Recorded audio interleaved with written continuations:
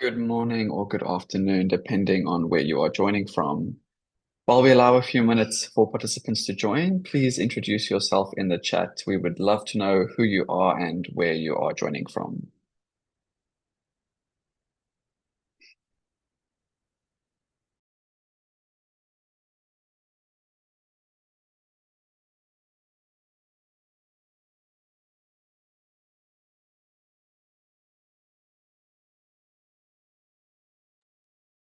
Great. As participants are joining in, allow me to formally welcome you to today's session on human rights due diligence for responsible business decision making.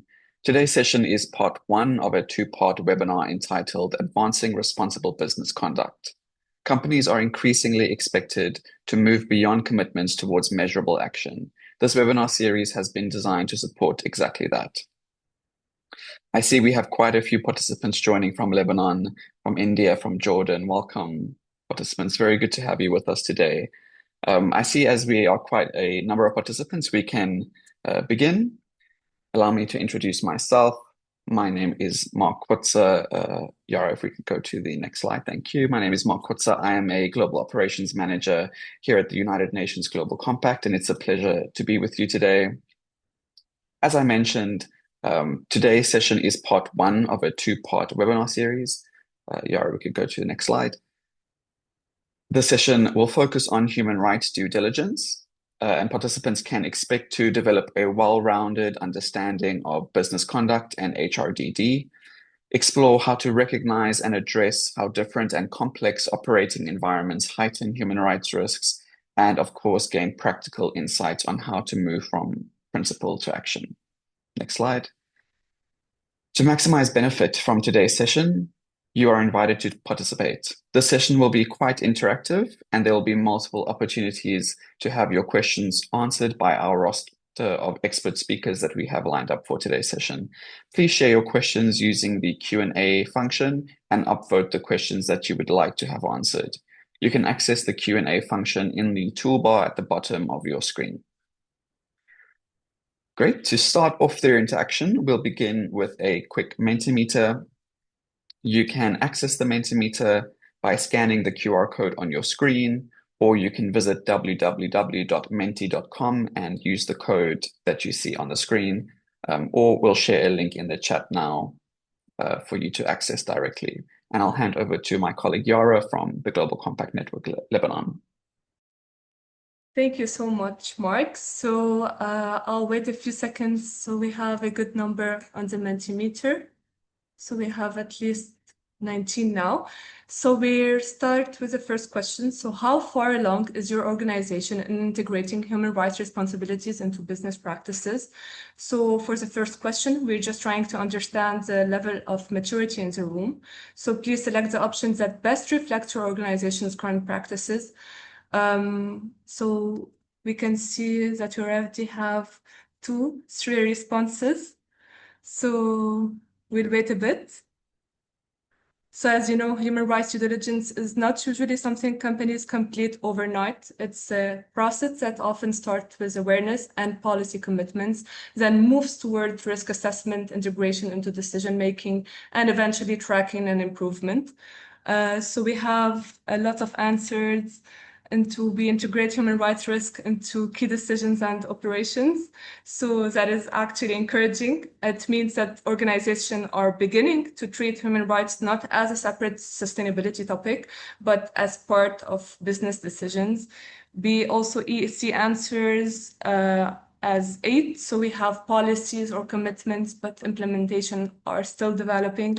So we can already see that organizations may be at different stages and that it is normal. So the next questions would tell us what it looks like and what implementation is when it's different. So what is your organization's biggest challenge in putting human rights due diligence into practice? So for the second question, please choose a challenge that feels most relevant to your organization. So you can choose up to 3 challenges and 3 answers. So we'll wait a few seconds just to get answers. we see a lot of you choosing engaging affected people and communities in a meaningful way, assign clear internal ownership and accountability, which is clearly the most selected one. And then we have also turning assessment findings into concrete actions. So this is very practical and it's a very real challenge. Human rights issues often sits across many functions. So without clear ownership, issues cannot be recognized and acted on. And we have a lot on engaging affected people and communities in a meaningful way. So it's actually a really important point as human rights due diligence becomes stronger when companies listen to the people who may actually be affected. And it's actually important also in sensitive context and context affected areas. So now moving on to the next question.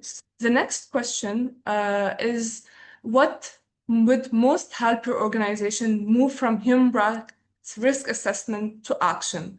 So this is more of a ranking question. So please arrange the options in an order you think would both be useful for your organization, with number one being the highest priority.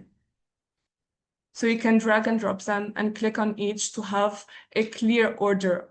So we have for now practical tools to track action and follow up as number one.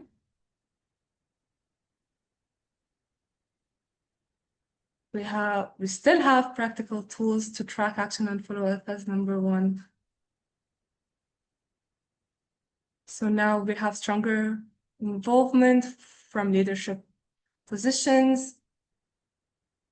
So this is actually where HRDG becomes operational. So tools do not need to be complex, but companies need a way to assign responsibilities and to track process and progress. So we still have practical tools to track action and follow up as number one. So with that, thank you for these responses. What we can see is that organizations are at different stages, which is completely normal. So some are still building awareness, while others are beginning to integrate human rights into decisions and operations. And these results also show us why today's discussion is important. Companies need practical ways to move from commitment to implementation. And with that, we'll go back with Mark. Great. Thank you very much, Yara. Thank you, everyone, for your participation. Really interesting to receive everyone's insights and gain an understanding of where all of our participants are at. To provide some context on today's topic and also set the tone for the rest of the session, I'll now invite the Executive Director of the UN Global Compact Network Lebanon, Dina Fakhouri, to provide some remarks. Dina, over to you. Thank you, Mark, and thank you, Yara, so much for putting all this together. First, I would like to say that thank you for joining us. But before we begin, I think we need to have a little bit more detail on, before we listen to our lineup of speakers and experts, I would like to take a few minutes to frame what we mean by responsible business conduct and why it matters for companies operating in today's complex environment. What is responsible business conduct? It is actually what we call it RBC. It goes beyond CSR and beyond ESG reporting. It focuses on how companies can identify, prevent, and address harm through their core operations and relationships. And when we're talking about harm, whether we like it or not, any company can cause harm. At its core, RBC is about how business is done. It's about how companies make decisions, how they manage risk, how they treat people, how they engage with stakeholders, and how they ensure that their operations are aligned with broader society. For the UN Global Compact, this connects directly with the 10 principles in the areas of human rights, labor, environment, and anti-corruption. These principles remind us that companies have an important role to play in advancing sustainable development, but also a responsibility to avoid and address harm. Businesses can, of course, make very positive contributions. They create jobs, they provide essential goods and services, support innovation, generate income, and contribute to economic development. But business activities can also create risk and adverse impact, sometimes directly and sometimes through suppliers, contractors, business partners, product services, and other relationships. These impacts may affect workers, communities, consumers, the environment, or the wider society. They may relate to labor conditions, health and safety, discrimination, corruption, environmental harm, access to information, or even the way companies operate in sensitive and high-risk contexts. This is why responsible business conduct asks companies to look beyond the question, is this good for business? And you can also ask, who could be affected by this decision? Could this action create harm? Are we aware of the risk connected to our operations and relationships? And are we doing enough to prevent or address them? So, definitely RBC matters now. This has become even more important in the current global and regional context we are all aware of. Companies today are operating in a more demanding environment. Stakeholder expectations is rising. Supply chains are under greater scrutiny. Investors and regulators are asking more questions. Employees expect clarity and values-based leadership, and reputation risk can escalate very quickly, especially through social media and public discourse. In fragile or high-risk contexts, the stakes become even higher. A business decision may not only have a financial or operational consequence, it may also affect people's safety, dignity, and livelihood and trust. Decisions around posting, employment, scrutiny, public statements, service continuity, or business relationships can all carry human and societal implications. This is where due diligence becomes central. Due diligence is the practical process company uses to implement responsible business conduct. It helps companies identify and assess actual and potential adverse impacts, prevent or mitigate harm, track whether their actions are working, communicate how impacts are being addressed, and provide for or cooperate in remedy when appropriate. In simple terms, due diligence helps companies move from intention to action. It is not only a compliance exercise, and it's not something that sits with one department alone. Effective due diligence needs to be embedded into policies, management systems, risk processes, procurement decisions, human resources, operations, communications, and even leadership decision making. It is rather a cycle than a checklist. The process starts by embedding RBC into policies and management systems. Companies then need to identify and assess adverse impacts across their operations, supply chain, and business relationships. From there, they should cease, prevent, or mitigate harm, track implementation and results, communicate how impacts are being addressed, and provide for or cooperate in remediation where harm has occurred. Responsibility is beyond direct operation. Another important point is that responsibility does not stop at the company's direct operation. Companies may be connected to impact through their suppliers, contractors, joint ventures, distributors, customers, and users, or the communities affected by their activities. Of course, this does not mean that the company is responsible for everything happening everywhere, but it does mean that companies need to understand where they may be connected to harm and where they can use their influence or leverage to prevent or mitigate adverse impact. So, what company can do next? Companies, first, they need to set clear policies and expectations internally and with the business partners. Second, they need to map the risk across operations and relationships, especially in higher risk geography sectors or supply chains where we are all in. Third, they need to engage affected stakeholders early and meaningfully. Fourth, companies need grievance and escalation channels and mechanisms. Finally, companies need to track, communicate, and improve over time responsible business conduct because it's a continuous process. It requires learning, adjustment, and accountability. Responsible business conduct is about aligning words with action, making sure that company policies, decisions, and communications are backed by real efforts to prevent and address harm. It's about aligning what the company says and what it does. In these moments of uncertainty, pressure, or crisis, RBC gives company a practical framework to make decisions that are not only operationally sound, but also responsible, credible, and aligned with respect for human and society.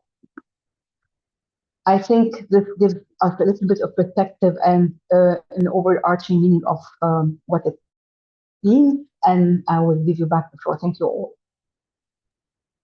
Thank you, Dina, for providing that much needed overview and important reminder of the significance of responsible business conduct. To dive a little bit deeper into today's session, I will now hand over to Mr. Yazan Abahatum, a human rights officer in the Office of the United Nations High Commissioner for Human Rights. Yazan, over to you. Thank you, Mark. Thank you, colleagues. Good morning, good afternoon. Obviously, thank you to the Global Compact Network for bringing us together. My name is Yazan Abu Hatoum. You see me on the screen now. I'm an human rights officer at the Human Rights Office, OSCHR. I will hopefully in the next 25 minutes be able to introduce the concept of human rights due diligence, heightened human rights due diligence, and maybe touch a little on mandatory human rights due diligence, which we see on the surge. Dina did obviously a brilliant job covering the overview. I will just speak a little because it's important to put this caveat on the table, right? Businesses is one of the most powerful forces for good, and that's something that we all recognize. It creates jobs, livelihoods, it brings investment, innovation, and it's helping us with implementing the SDGs. So nothing I say today takes away from that. But that being said, those same operations, these same business relations can also cause harm. This has been since the day of business corporation being registered. Sometimes without anyone intending it, we see it in the environments, in the communities we work in. We see it with people being displaced because of mega projects. We see it with water scarcity. We see it with pollution. We also see it in the hazardous condition that some businesses put on their workers, right? Forced labor, denial of rights, paying people wage that they can't live on. This is crucial. And we see it throughout the business relation. And we use the term business relation just to make sure that we're talking about the value chain. It's not just your suppliers, it's also your investors, your suppliers, your distributors. It's the upstream and the downstream of your business. It's what we call the value chain. So why should companies respect human rights? Obviously, it is the right thing to do. It's a near universal declaration or expectation of you from investors, from buyers, regulators, from the court of public. Second, it's about unmanaged harm to people that could come back with liabilities on you in operation, legal, financial, or reputational risks. So the two are linked. Manage your impact on people, and you manage your real risk on your enterprise. Uh, oh, yeah, I can control this. Okay. So, what do we mean by responsible business conduct? I think that's the same definition that you just saw in Dina's slide. We mean that companies should avoid and address the human rights impact we just add cause, that they may cause, contribute, or be directly linked to.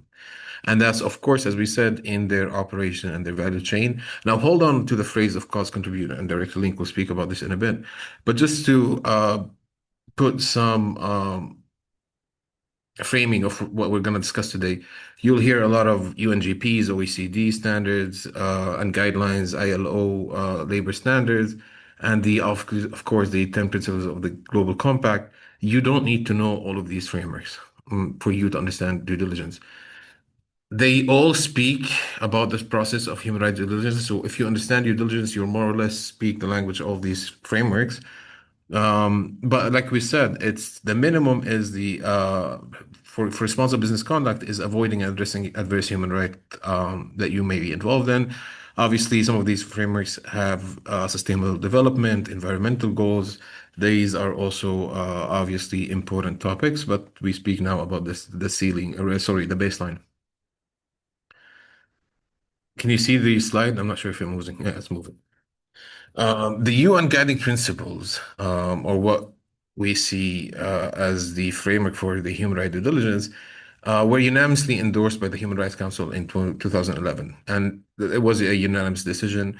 They set an international standards for all states and all businesses everywhere, whatever their size or their sector. One point I want to be precise about that the UNGP does not create new legal obligation. It actually builds on existing ones. It sets an authoritative expectation, but it calls for a smart mix of voluntary and mandatory principles and measures that you should take. The principles rest on three pillars, as you see on the table. Do you hear me clearly? Is there a problem with my mic? No, we can hear you, Okay. Yazan. Okay. Thank you. So the principles rest on three pillars. Pillar one, that's the state duty to protect against business-related abuses. Pillar two, the corporate responsibility to respect, meaning companies should avoid and address any human rights impact they are involved in, as we mentioned. And the third pillar, that's the access to remedy for those who have been harmed. And most of the discussion, obviously, we speak about the human rights due diligence, which is in pillar three, sorry, two, but it affects the first pillar and it obviously have consequences on the access to remedy. And we'll speak about this soon. The key features of the guiding principles are as follow. There are mainly six features. They have universal reach. They apply to every state, every company, as we mentioned. They set distinct but complementary duties for states and businesses. They build on existing law. They don't create new obligations, and they call for a smart mix. This is what so we already went through this. The two additional features which matter most is that there's no such thing as human rights offsetting. Human rights cannot be offset, meaning that if you do some good in one area, that doesn't cancel out the harm that you do somewhere else. And that's universal now. And the other principle is that they are the baseline, as we said, they're not the ceiling. They focus on preventing and addressing adverse impacts, but that's the floor without limiting the broader contribution for responsible business conduct, as we mentioned before.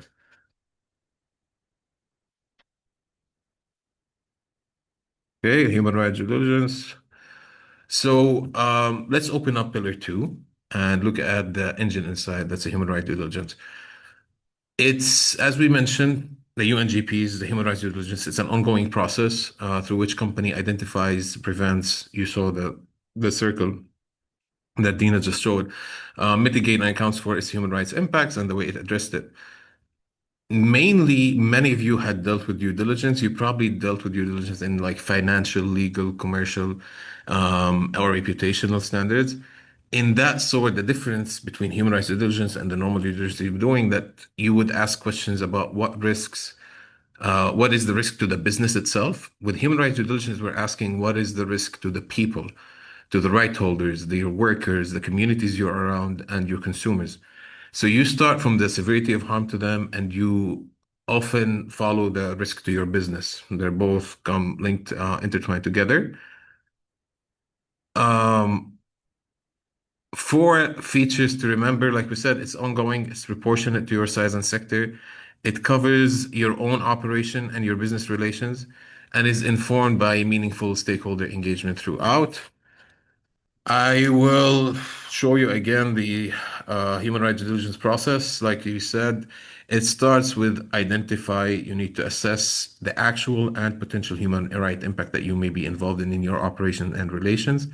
You need to take action. You integrate what you found and you act on it to prevent and mitigate. You need to track, check whether your responses are actually working, and you need to communicate. You need to be transparent about how you address your impacts, and you need to allow people to consider how advocate your responses are.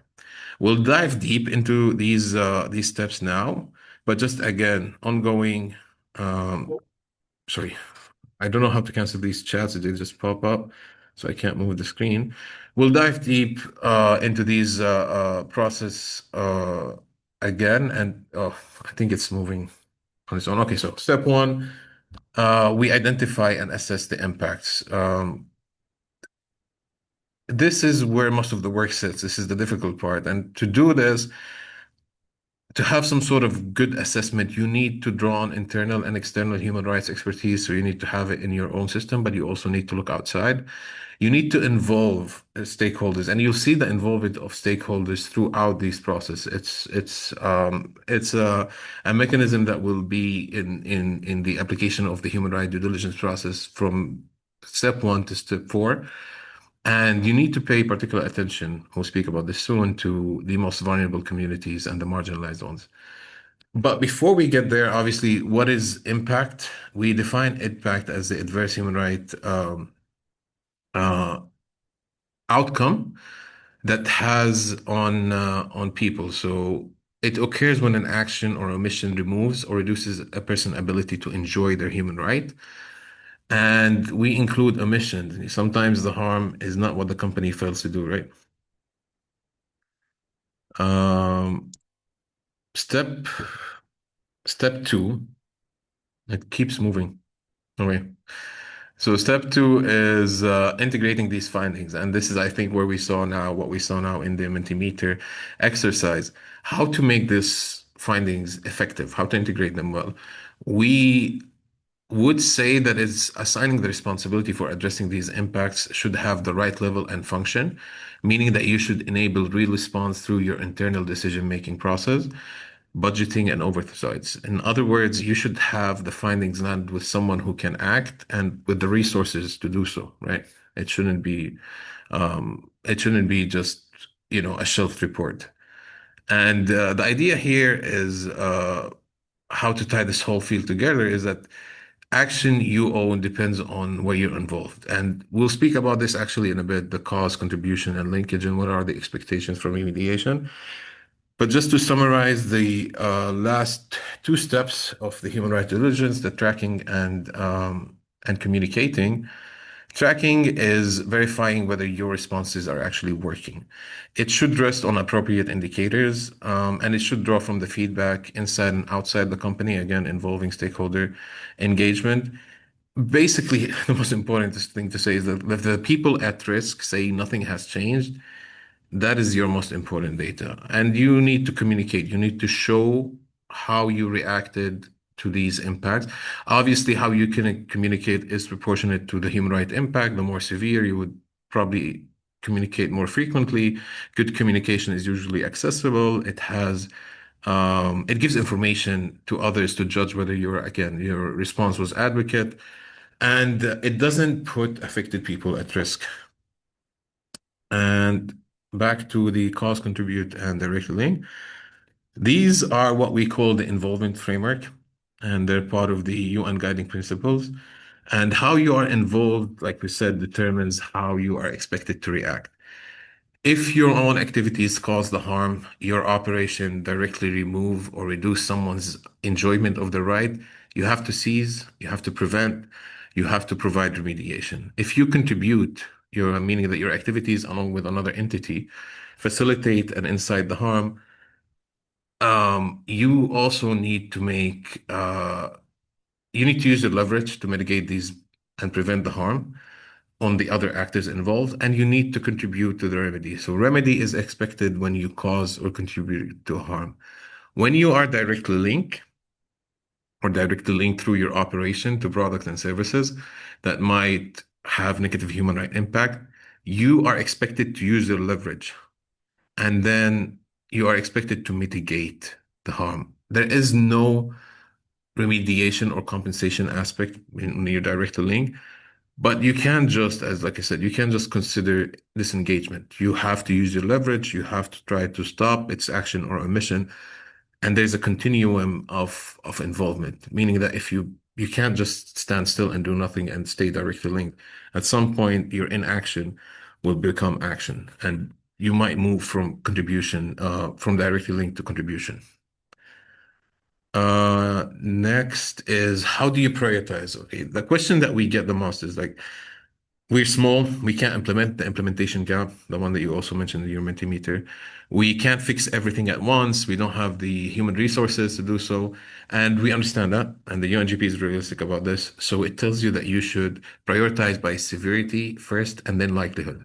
And you can see it in the box. So you're supposed to address first the harm that is most severe and most likely to have been or potentially had actually become an impact.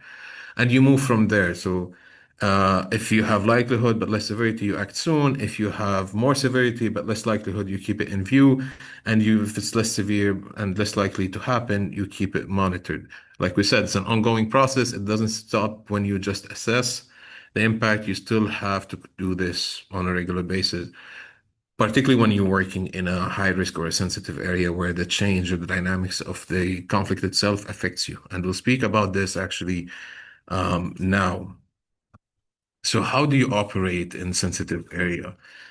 Like we said, the logic here is about proportionality. Um, it applies, like we said, it applies in conflict areas, but not just armed conflict. It applies in post-conflict and transitional settings. It applies with the other situation of violence where there are fragile and high-risk contexts think about it when you're operating in a state with weak rule of law, weak transitional institutions, weak law enforcement. Some countries more susceptible to international investment, so you see a lack of regulation for foreign investors. These contexts could be considered sensitive ones. It doesn't just have to be the armed conflict. And what triggers it is, like I said, instability. You'll see instability. You'll see actual human rights impacts happening on the ground. You'll see widespread absence of state, and you'll see, and that's not always, but you'll see some sectors become more prioritized and high risk.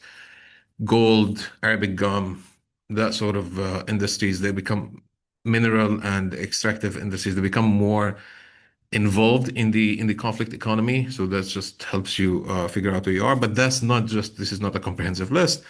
You can see this in other locations, landlocked areas, least developed countries, countries where, for example, the health system is failing. So this is where you need to assess your involvement. And like we said, so if you see that the priority and the spirit of human rights, you need to step up your human rights due diligence. It's you need to look at now, like we said, you need to have dual lens. So you need to look at and assess the impact on the people, like we said with the normal human rights due diligence, but you need to assess your impact on the conflict itself, how you drive the conflict, how you trigger recurrence of violence if you do so.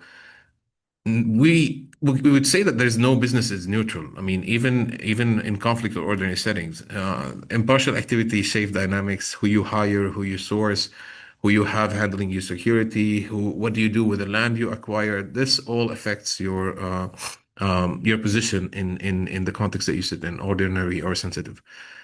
A third, in usually in these cases, IHL along with human rights would apply international humanitarian law.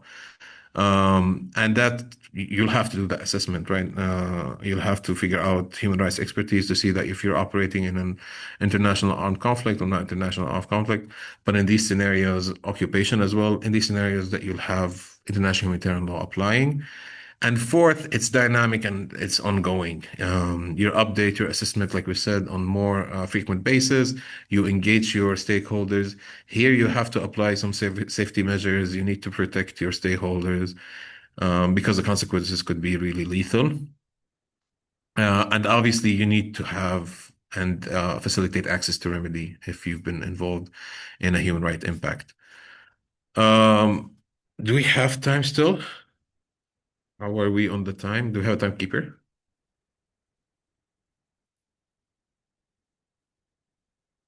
Okay. I'll jump quickly then to mandatory human rights due diligence. Like we said, UNGP is called for a smart mix of voluntary and mandatory human rights due diligence. But we're seeing recently a shift towards mandatory human rights due diligence. And we see it first in France with the introduction of the duty of vigilance law. It passed in 2017. It requires large companies to publish and act on a vigilance plan. Norway then followed with Transparency Act. It added due diligence as a requirement for these companies and added the communication as a legal obligation with the freedom of information for the public to ask companies about their impact. Germany also followed with the Supply Chain Act. It brought risk management to real oversight and regulation under the BFPA or the BAFA, sorry. And just recently in 2024, the European Union adopted the CSDDD, the most comprehensive of them all, which actually sets a benchmark for mandatory human rights due diligence. But that doesn't stop there. There are other countries that are now following suit and regulating their own mandatory human rights frameworks. We'll speak a bit about the EU Corporate Sustainability Due Diligence Directive. It covers large companies, broadly EU companies, above 5,000 employees or 1.5 billion turnover.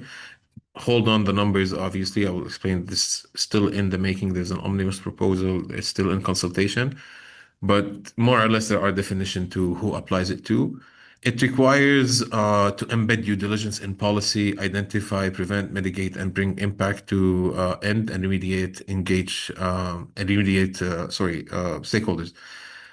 It does enforce some sort of criminal liability, but we still need to the final wording for that to see how it's figured out. And it has parameters set in place to how you should apply your due diligence. It speaks about the working group and the UNDP guidance on due diligence in general. How does this, we've spoken about the EU, how does this change or how does it affect the area that we work in? We are expected to see extraterritorial reach, what we call the Brussels effect. Non-EU companies that are caught in the directive will be indirectly partners and will be expected to cascade these due diligence responsibility in their own departments. We will see EU buyers requiring companies, regardless of their size, small to medium, as long as they're in this value chain, they will require buyers to implement human rights due diligence. The CSDDD, when it comes, like you said, when it comes to human rights due diligence, it aligns with the UN guiding principles, the OECD, the main frameworks on the best practices. And you are expected to heighten it in the context that you operate in.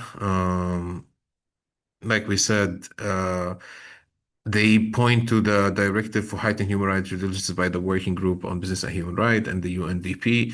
Obviously, all of this is still in discussion, and I think it's still under review. They have recently launched a consultation process.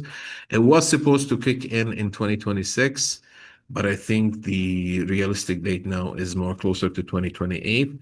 It affects businesses, small and medium businesses worldwide, and that's why it's, I think, taking more time in the implementation. Just five takeaways to have from this presentation is that human risk, again, is the risk to people, not to your business. Human right due diligence is an ongoing process. You need to identify and act and track and communicate your responses. You are involved in an involvement network, and you need to identify where do you stand there, whether you're causing, contributing, or directly linked, and that shapes what you need to do. For when you're operating in conflict and high risk areas, that expedites your human right due diligence frequency and strength.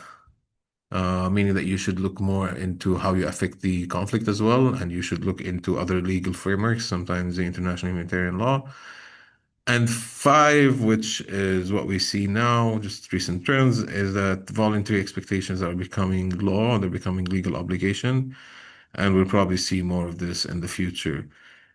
If you want to start implementing this on Monday, look hard at your highest risk contacts and suppliers, integrate this in your system. Um, like Dina mentioned, also be decentralize the process. So apply it in your recruitment, procurement, human resources, management, contract process already. So it cascade throughout. Don't just centralize it in one place because it just would be an overwhelming task to implement. And engage stakeholders safely when you have to, and have a meaningful one. It's not just a survey. Do make sure that their voices are heard. They sometimes can take ownership and provide you with solutions. This, I think it. I hope we're on time. We have also launched a help desk in case you have any follow-up questions about the guiding principles about human rights due diligence. You're more than welcome to scan the code or reach out to the email below, and we'll hopefully provide some sort of interpretation. We only focus on the guiding principles, but we're happy to hear your questions. Thank you, colleagues. Thank you very much, Yazan, for those contributions and unpacking HRDD so comprehensively, but also quite practically. We'll take a brief interaction break and we'd love to hear from the audience. I'm going to launch a quick Zoom poll. Participants should be able to see it on your screen. And Yazan, maybe before I fully let you go, we'd love to hear your insights on the responses. So participants on your screen, you should see a question popping up. It would be great to hear your responses. The question is, when a potential human rights impact is identified, what should most guide a company's response? There are 5 options that you could choose from. It would be great to see do a little temperature check after this discussion.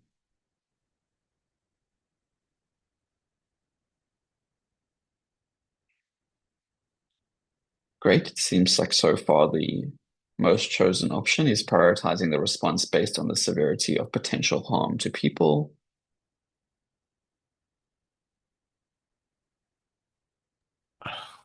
I don't see the answers.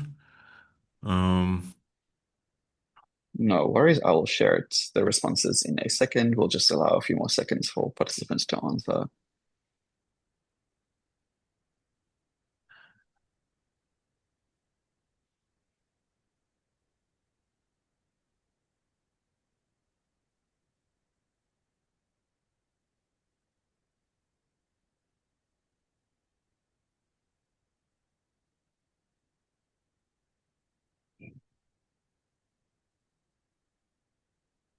Great. I think we'll wrap up the poll now as many responses have come in. I'll share the results at the moment, so everyone should be able to oh, see it on their screen. Yazan would be interested to hear your insights on these responses before we move on. Thank you. This is quite interesting. So I think number one is prioritizing the response based on the severity and the potential harm of the people. That's true, but you should also at this point assign clear responsibility to implement and track and account for the follow-up. So also the last or the least, not the least, but the second least chosen answer is I would say what you should go to. Using your leverage and adapting to the operation and affecting that will only be possible when you recognize the impact itself and your contribution and your responsibility that arises from the impact. So if you're causing, contributing, or directly linked, most likely you will use your leverage, but if you're causing the impact, you're causing it. There's no leverage. You have to stop and prevent it yourself. But it's interesting to see how people react to this. It's also interesting to see that people will prioritize the response based on the severity. But we would want to see more taking this responsibility even to the next step and even communicating it, even if there's no reaction. Just document what you see. Let us be aware that you know and you show your responses and your consultations. Great. Thank you so much. Thank you, Yazan, for those insights and for your overall contributions. Great. Moving on to the next segment, since we have now heard from the expert, we will now hear from business leaders who are experts in their own right. As a reminder, participants are encouraged to ask questions using the Q&A function. At the end of the panel, our speakers, sorry, will answer all the questions in the Q&A box.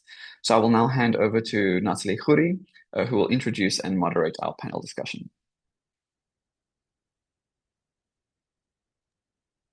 And I cannot open my video, Mark. Great. There we go. Perfect.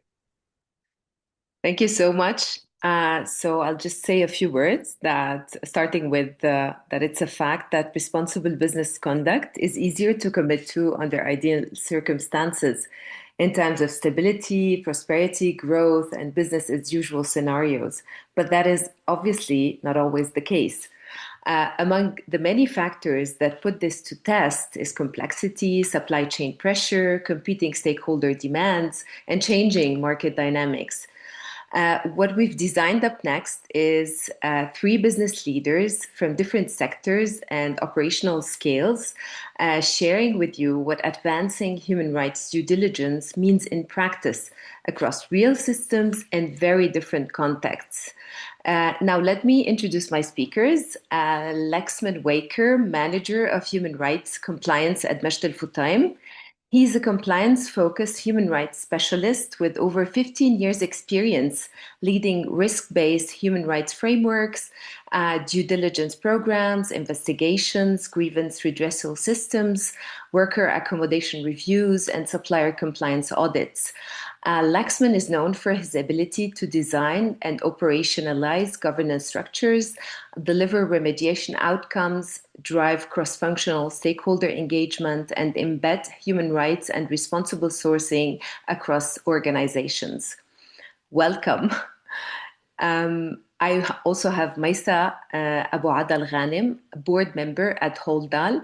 She heads the Audit, Risk and Compliance and People, Governance and Culture Committees. She bridges corporate excellence with purpose-led, impact-driven entrepreneurship. Drawing from her global experience with L'Oréal, LVMH, she redefines corporate governance by shifting businesses away from reactive crisis management towards responsible, value-based decision-making. Maisa is driven by a mission to foster the learning and development of young people in Lebanon through her executive and advisory roles at the Three House Foundation, Teach for Lebanon, the Volunteer Circle, USG, and the Lebanese Private Sector Network. She believes that sustainable impact follows when you put people first. Welcome, Maisa. And I also have Manosish Ganguly, MJ, who brings a wealth of expertise in global decarbonization and tangible sustainability transformations. At Aramex, he's driving a bold sustainability agenda to reduce carbon emissions through cutting-edge last-mile delivery solutions, renewable energy, zero and low-emission vehicles, sustainable packaging, and eco-friendly logistics hubs, ensuring that the company remains at the forefront of environmental stewardship, innovation, and responsible business practices, both in the Middle East and globally. Before he joined Aramex, he was based in London, where he played a pivotal role at the Energy Transitions Commissions and Mission Possible Partnership, leading large-scale industry and mobility decarbonization initiatives. As Global Program Director at BP in London, he led international sustainability transformation programs. He also spent time with Shell and worked as a strategy consultant at Booz & Co., advising different industries on growth, operations, and sustainability. So welcome, everybody. I'm starting with you, MG, with Aramex, who has ambitious sustainability targets across different pillars, both within the company and across the geographies it operates in. My question is, how do you align both internal and external stakeholders around a common sustainability agenda? And were there or are there still any challenges? Thank you, Natalie. Am I audible? Perfect. So thanks everyone for having me here. Let me start off by saying that at Aramex, as Natalie, you kind of correctly mentioned, so we are a regional player, but at the same time, we are also a kind of a global player as well. So we operate across 60 odd countries across the world. We do follow the UNGPs and we follow the full due diligence cycle. So what we say is it's from policy to risk to decisions to tracking and finally to revenue. And human rights for us, when we think about it, it's not really, it's not just a CSR, it's core to our operations. It's how we define it as an operational risk. Coming to your question, it kind of spans across our workforce, it spans across our supply chains and our partners. And in terms of the real risks, I would say the risks are quite uneven. We are rolling out kind of human rights impact assessments across all of these kind of areas that I just mentioned.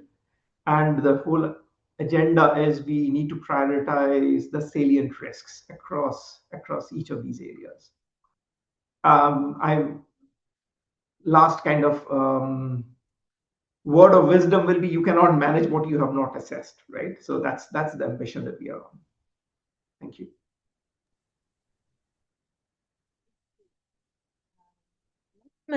You came into Majd Al Futtaim at a time of uncertainty and high pressure when responsible business practices are put to the test. My question to you is, what's the acumen that Majd Al Futtaim built over almost 30 years that proved success in real-world scenarios?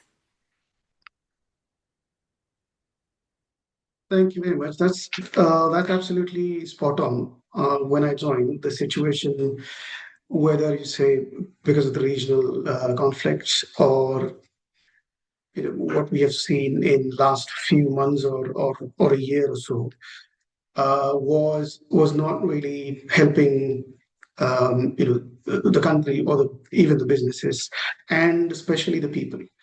And I absolutely understand in terms of the impact that it had. on the businesses, right? For a business like Majid Al Futtaim, when I joined, and my understanding goes, I think the acumen or the expertise and the history that it has as a business across 16, 17 geographies, with the leadership that um, drives through a proper board, which has put people at the forefront. That is where is the key, right? Having people at the forefront is where the duty of care starts. And this is where it really struck me when I was joining Majal Futem, and this I understood when I asked these questions straight up. What is the priority for Majid Al Futem? And what I got as an answer is people. And this is where I decided, right, I'm going to join. And the reason that they have this at the forefront is because the entire business model is built on caring about people, caring about customers, caring about the community around. And this is the reason that they have got rooted suppliers, rooted partners, and governments that support them. And the entire business model, right from the leadership to anyone at the front line, believes in it. And that's where I also come in and started believing in it. And I feel I'm part of that process, and I'm fortunate enough to contribute to something very important, something very passionate about.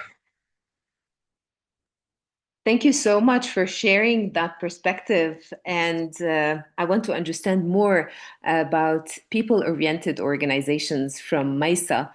Holdal is a well-established Lebanese group with diversified business activities across retail, distribution, and manufacturing.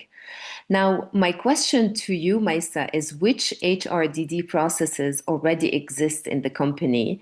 When did you start working on them? And what kind of partnerships were needed to serve your community or to serve the greater good? Thanks, Natalie, and it's an honor to be with all of you today, with MJ, Lexman, Dina, Yara, the UNGC team, and all these amazing game changers. At Holdal, our guiding principle has always been very simple. It's the fact that behind every decision, we have people. Behind every business, we have the responsibility, and behind every community is a future worth preserving. And this is linked to the value chain that I think Yazan was referring to today, and the interconnectedness, because we are all interconnected. Basically, HRDD has been embedded in our family business. It's a third generation family business, almost 80 years next year. And you don't need to have a massive, complex corporate conglomerate to achieve world-class consistent governance. You just need unwavering alignment between your values and your actions. So in reality, we started 79 years ago when the founder said, I want every single family to feel safe and to understand what dignity means. And honestly, it's been deriving every single decision. We started institutionalizing in 2010. It was an intentional, formalized willingness to ensure the sustainability and to make sure that these values are formally interconnected throughout our commitment, internally, externally, throughout the value chain. Across all pillars, all business streams, and it's been part of our dynamic transformation journey since 2010. As primary distributor and franchise partner of prestigious global brands, you mentioned L'Oréal, Colgate-Palmolive, Lacoste, etc. We try to translate global human rights expectations that sometimes come with a little bit of complexities into localized, agile supply chain action. And this is very important for us to democratize and demystify and simplify the process so that every single stakeholder can play an active role in this transformative journey. The operational standards are fully validated by rigorous, obviously, international frameworks like SMETA and ISO 9001. But most importantly, we try to anchor our empathy in hard data. So the ecosystem today remains 54%. I want to give you some key figures. Women across our total workforce, 50% women in senior leadership roles, 98% gender pay equity ratio. And this disciplined internal governance result in also in a low 0.4% code of conduct breach rate in a context that has been very volatile and very polarized in the past few years. Internally, how do we do it? Because we don't have necessarily the infrastructure of big organization, we have been growing since 2010 an internal multidisciplinary task force. We call them the impact appraiser across all functions, all sectors. And this has been really if you want, these have been the ambassadors, the leaders, and the enablers on a weekly basis, year after year, of all our promises on the social dimension, on the environmental dimension, on the economic dimension as well. Externally, we tap into the purpose-driven partnership. Without our partners, without strong coalition, we cannot maintain, defend in times of crisis, or build the future. So I'll give you two simple examples. For example, Tercel, our logistic arm, formed a strategic partnership with the International Committee of the Red Cross, turning our commercial supply chain into an active vehicle for the humanitarian relief. Another example is post the Beirut blast in August 2020. And now, in the past 3 years, we reached out to our multinational partners, for instance, Colgate-Palmolive, to be part of a crisis response, not just for our community, for all the families in Lebanon. So we were able to reach on basic needs, on personal care, home care, etc., almost hundreds and thousands of families, thanks to these strong coalitions that go beyond what the role requires and what the business requires. So in a nutshell, this is really how we've been trying with a lot of consistency to stand by the side of our community day after day and make sure that our policies are not just policy papers, but really actions in a consistent way. Thank you so much for giving us these examples and these numbers. And if I want to follow up with Laxman and ask you how you, as a group that operates across different business units and markets, and with diversified suppliers, tenants, service providers, and also customer-facing teams, how are you creating that alignment and in your HRDD practices across the region within this diversification? It's a very relevant question, and this is one of the priorities for me, which I started with. So at Majid Al Futtaim, one of the key learnings for us was that a global human rights policy cannot be effective unless it is meaningfully localized or embedded into the operations. So rather than just issuing a group level policy, we focused on having a slightly different approach, looking at what our teams are feeling on ground, what we are experiencing from our customers, and also the people, starting from frontline. Because when we talk about human rights, we also need to understand where are the pain points, which are the workers or employees as people are impacted. And from there, what we've done is we've focused on operationalizing it across different geographies and business units. We translated the policy into a practical compliance guide, standard operating procedures followed after that, with clearly defining rules and putting controls, and also looking at what can we gather as evidence, considering we believe in transparency in reporting. So this not only ensured that the policy doesn't sit as a document at group level, but also that it actually provides as a guide day-to-day decisions in areas like procurement, supplier onboarding, contract management, for examples. Secondly, what was done is we looked at country-specific legal alignment, and also wherever we found that we do not have sufficient support in the national law, we would look at the best practices to close those gaps. Because we believe that if a principle is part of a policy, it needs to be supported with enough framework so that it actually is implemented and it has a positive impact on people.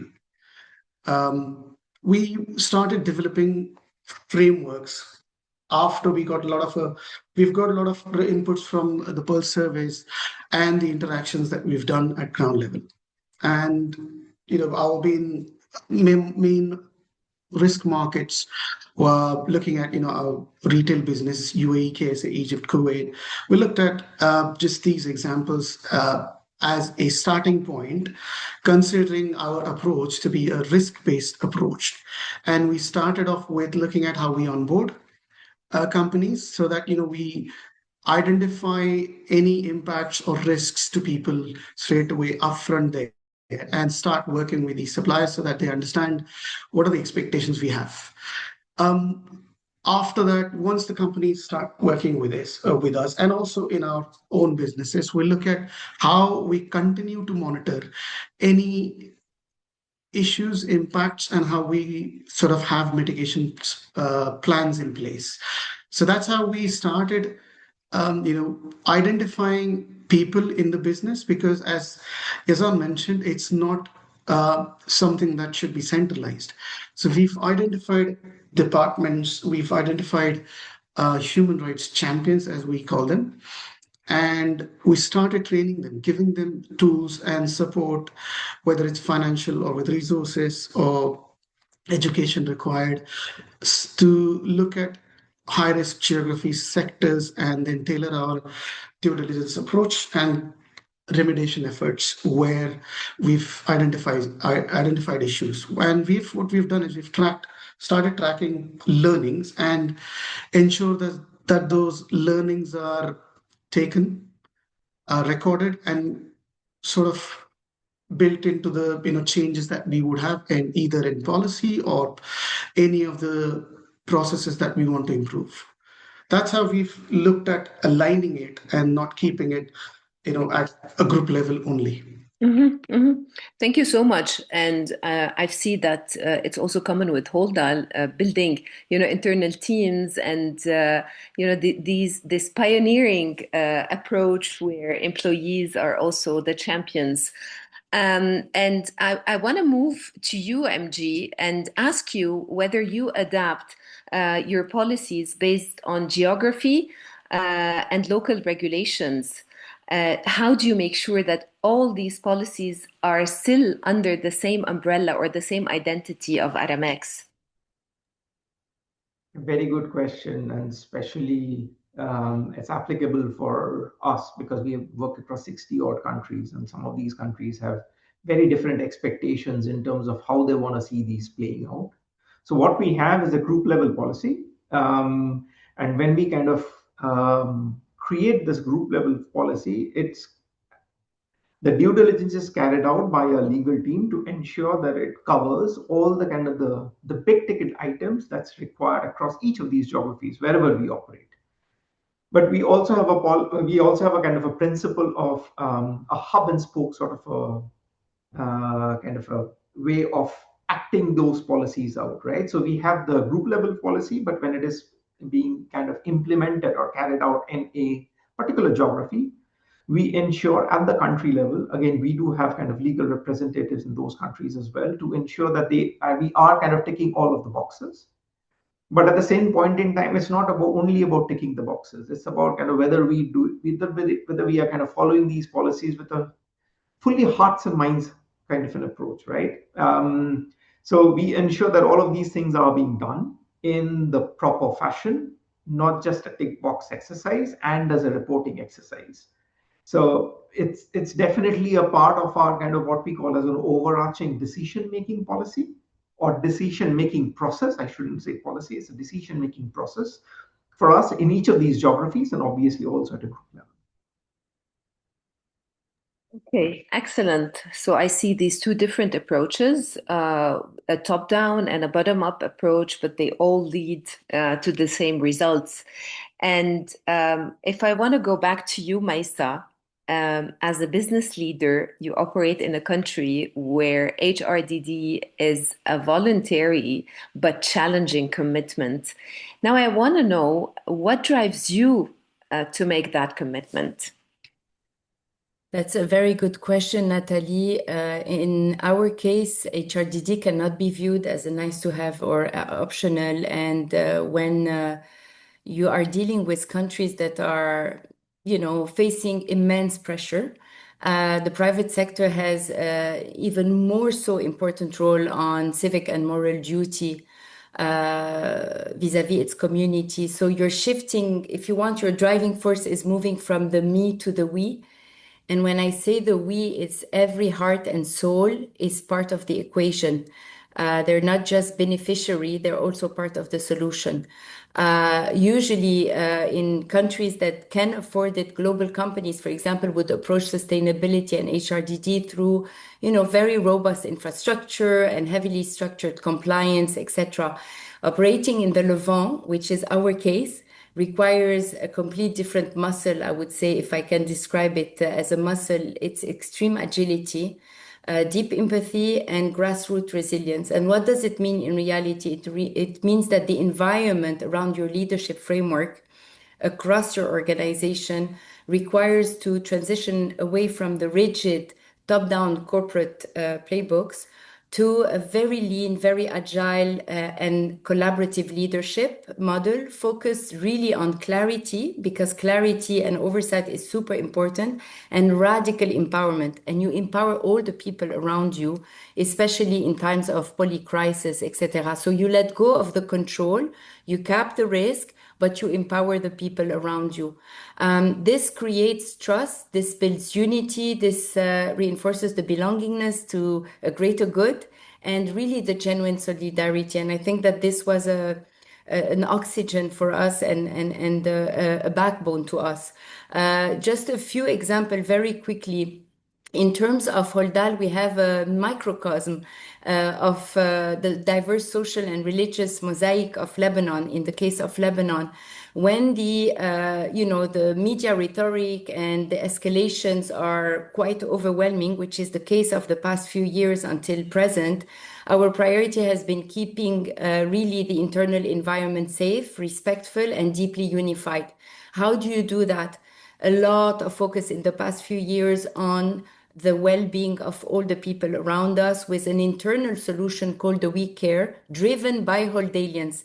So it's really a grassrooted solution that was created by the Holdalian with key partners, which allowed really the care through all its form on well-being, on trauma, on crisis response throughout the past few years. Another example is 2024 evacuation war. We partners with several key stakeholders and solution provider to provide therapy sessions all across. And that was not when things got sour. It's also when things were calmer, because the coping mechanism is as important as when things get quite sour. March to June 2026 escalation. We focus on continuous micro gatherings to restore this normalcy, this connection, this deep connection and the unity. So it's very, very, I would say, human-centric above all, and this requires some bold, courageous decisions to avoid looking at your bottom line and top line, etc. A lot of sessions around global wellness, a lot of get together internally, externally, a lot of partnership. These have always existed, but we reinforce them even more in the past few years up to now. And finally, the two-in-one, what we call impact model, which is an intentional use of our internal projects and initiative to sustain the wider community. So for example, for World Bee Day, we source all our honey from struggling farmers in the south. For our first post-escalation gathering, we hosted a waffle day, deliberately hiring 2 young entrepreneurs from the South who had been evacuated just a week prior. So we're always very mindful of who is at most risk, who is more vulnerable, and how can we include them in the overall solution so that it's not just an internal solution rather than something much bigger where we are all interconnected to each other. Thank you, Maisa. Now, I'm very mindful of the time, and I've heard that we are really left with only a few minutes, but I want to go through the last round of questions. So I'm kindly asking you to keep the next answers really small and short. But I want to move to you, MG, again and ask you, is it feasible for you to go into this human-centric approach, or like during disruption, instability, or risky situations, how does your team decide, or how does RMX decide whether to continue, to adapt, to pause operations, to balance service continuity with safety concerns of your employees and the affected stakeholders in the regions where you operate in? Very apt question, Natalie. So, in terms of how we operate, it's a very human centric approach. And the human centric approach starts from our employees, number one. So, for example, when the troubles started, we were having executive committee discussions on a daily basis where we were looking at all the geographies slash countries that we operate in, whether it's feasible for us to keep on operating. We do have a very robust kind of a responsibility for our people. So people safety comes first. The next responsibility that we also have is for the community, because we are a logistics service provider, right? So irrespective of whatever the situation is, you still need to move things from point A to point B. And some of these things are sometimes essential commodities as well, right? So what we ensure is that A, our people are safe.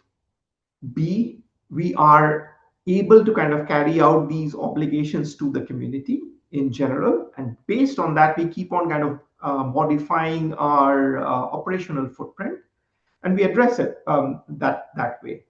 In terms of what we also do is we look at the impact that we create on the environment or the people or the areas that we work in, right? So what we have is very well defined kind of initiatives, what we call as the number of people we impact, the number of people's lives we directly impact through our different initiatives, whether it's through World Food Program, whether it's through kind of ensuring that people are getting a livelihood through kind of when they are displaced and so on and so forth. So it's a very, very human-centric approach. And the crux of it, it starts from our employees. Thank you. Thank you so much, MG. Laxman, I want to ask you, how do you design your stakeholder partnerships? Like when we talk about stakeholder engagement, we think of it as really a simple exercise, but I know that it is not. So how do you ensure that no one is left behind, that all internal and external stakeholder groups are engaged in both identifying and managing risks?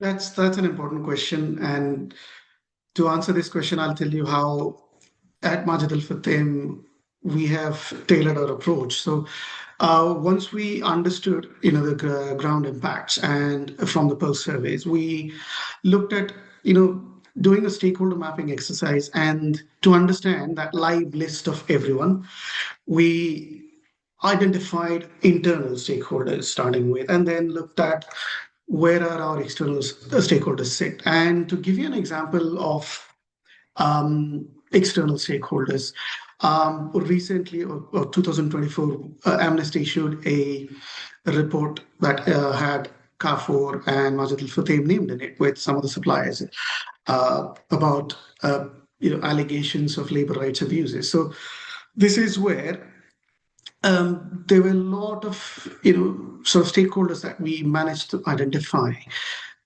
in terms of whether they played a role in contributing, or they were impacted, or in some way involved. So that that's where we've identified some of the suppliers, some external stakeholders that we would work with, and improve some of the areas that we have to put in, controls, and also some of the internal stakeholders who would form part of it and guide us, support us financially and with resources to manage these things. So in terms of the stakeholders mapping, we've identified everyone at the moment, and as I said, it is a live list, so it wouldn't stop filling up or some of the people stakeholders going away. Given how we operate, we change operating models based on the current situation and also different geographies, or we enter a new geography, new area of operation. So this is where we identified from frontline to everyone, whether it's internal, external. And what we've done is we've got multiple tools where we hear, listen. We've got grievance mechanism, which is tailored to both white collar, blue collar. We've got pulse surveys. We've got different interview models where we listen to people and understand and take their opinions into account and put them into perspective, so that we learn, take lessons learned and put them in practice, so that this is proactive way of managing human rights risks. Thank you, Does that Laxman. answer your question? Yeah, thank you so much. Yeah, but we don't have any more time, so I'm jumping right into the Q&A. I'm really sorry, Maisa. Maybe the UNGC would allow us with the last question, but it's not up to me. So I see a question in the chat. Could you please include the experience with indigenous people, if any, and any distinct approach we have to follow for the IPs? And I would appreciate if during asking the questions, you could identify which speaker this is addressed to. So if any of the speaker would like to answer this one, please go ahead. I can use my experience from my previous work when I was working with British Petroleum. So in terms of the indigenous people and wherever kind of the company had a footprint, obviously kind of it's headquartered out of London, so has got very strict HRDD policies that it had to kind of follow. So the process is very simple. The process says that you try out with the indigenous people if you are operating in a geography which has got a kind of a significant indigenous population, you try and fulfill all of your obligations using that indigenous population. In case you are stretched in terms of capability, that's the only area when you are looking outside. So that's from a policy perspective. Now it depends on the organization how much they are adopting that policy and actually kind of working on that policy. It's kind of the hearts and minds approach. All right. Thank you so much. I want to ask the last question. How are you tracking the effectiveness of your ESDD measures? But please go ahead, speakers, and share your answers in the chat, because I really need to wrap, and I give Maisa the last words with my question that was intended for you. And it's, what is the most powerful human rights action you think you've made as a company to adapt to the ongoing conflict, escalation, and war? So the floor is yours to wrap, just in a short and quick answer. And for the Q&A section, it's going to be open for the speakers to type in their answers. Thank you, Natalie. So I would think of three actions, and I will be very, very straight to the point. The first is the crisis management team that is multidisciplinary, that had a live tracking map to pinpoint the exact geographic location of all the colleagues at any point in time, allowing us to map the high-risk zones, to proactively evacuate anyone, because we also had some displaced Holdalian, and reassign team members to safer regions. The second is Many organizations during these difficult times are downsizing, they freeze salaries, they reduce salaries, etc.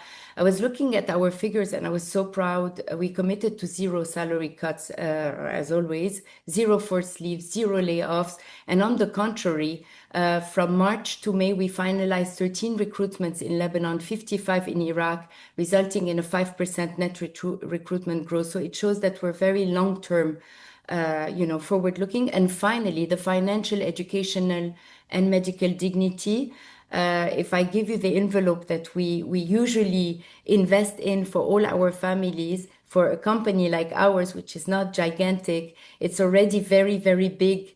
But now we've doubled it in the past few months, where a lot of companies would have shied away. So here I'm talking about the medical dignity, the emergency response, the housing funds, anything related to scholarship and education solidarity fund, from nursery to university. And we went really in the exact opposite way, where we doubled the support to make sure that we're walking the talk. So bottom line, at the end of the day, we might not have complex solutions, but these are the solutions that allow us to build the unity and the credibility and the inner strength, and obviously the trust with all our stakeholders.